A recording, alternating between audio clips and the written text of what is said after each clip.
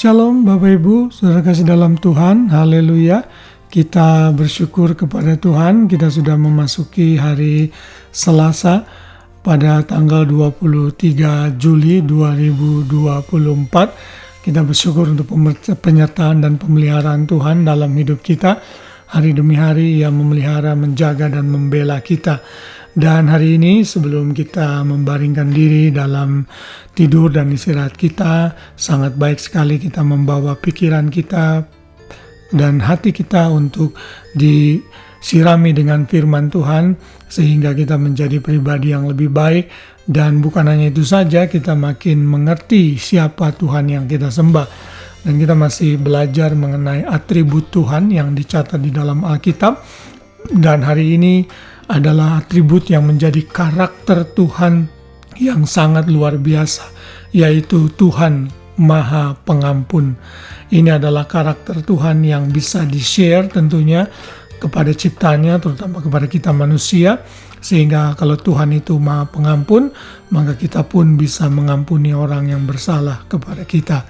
Kita membaca dalam ayat hafalan kita yang diambil dari Mazmur 86 ayat 5, sebab Engkau ya Tuhan baik dan suka mengampuni dan berlimpah kasih setia bagi semua orang yang berseru kepadamu.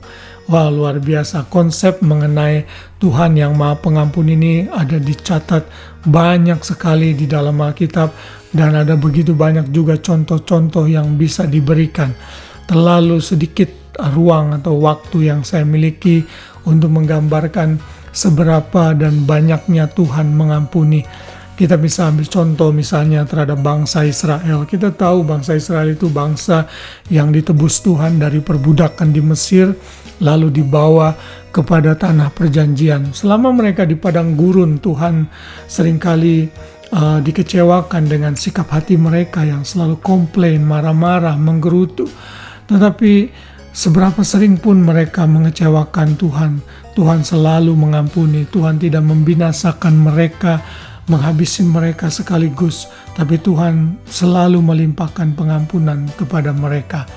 Lalu kalau kita perhatikan juga sejarah bangsa Israel sampai kitab Maliaki, Tuhan memang memberikan disiplin, tetapi pengampunan Tuhan terlihat dengan merestore mereka.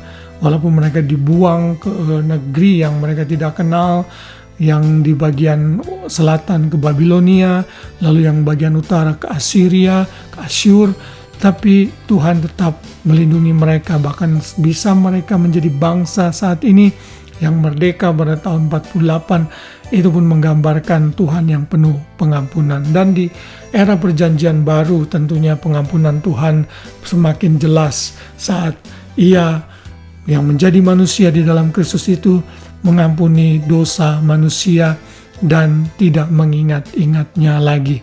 Kita, orang-orang yang hidup di dalam perjanjian baru, sudah merasakan dengan jelas kebaikan Tuhan dalam pengampunannya.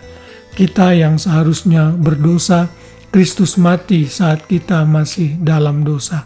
Kita yang tadinya musuh Allah, kita diperdamaikan dengan Dia, dan itu terjadi saat kita menerima pengampunan yang Tuhan sudah sediakan di dalam korban Kristus yang sudah mati bagi kita semua.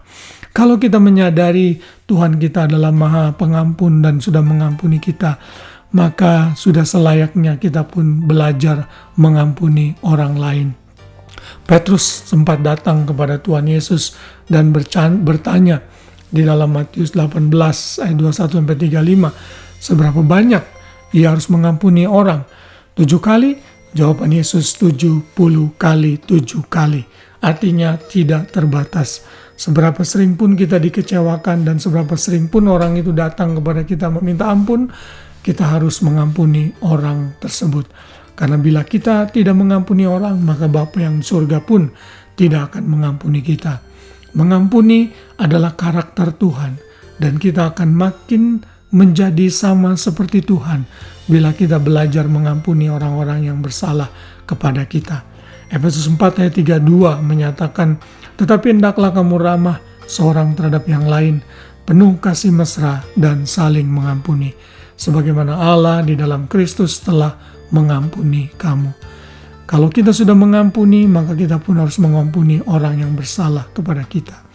Saat kita mengampuni orang lain, maka beban yang ada di pundak kita akan terlepas. Jangan membawa beban itu bertahun-tahun memendam kepahitan hati. Tapi mari mulai belajar mengampuni. Kalau saudara sebelum tidur saat ini ingat, saudara punya musuh mungkin atau pernah disakiti orang, angkat telepon, WA dia, atau apapun juga caranya, ampuni dia.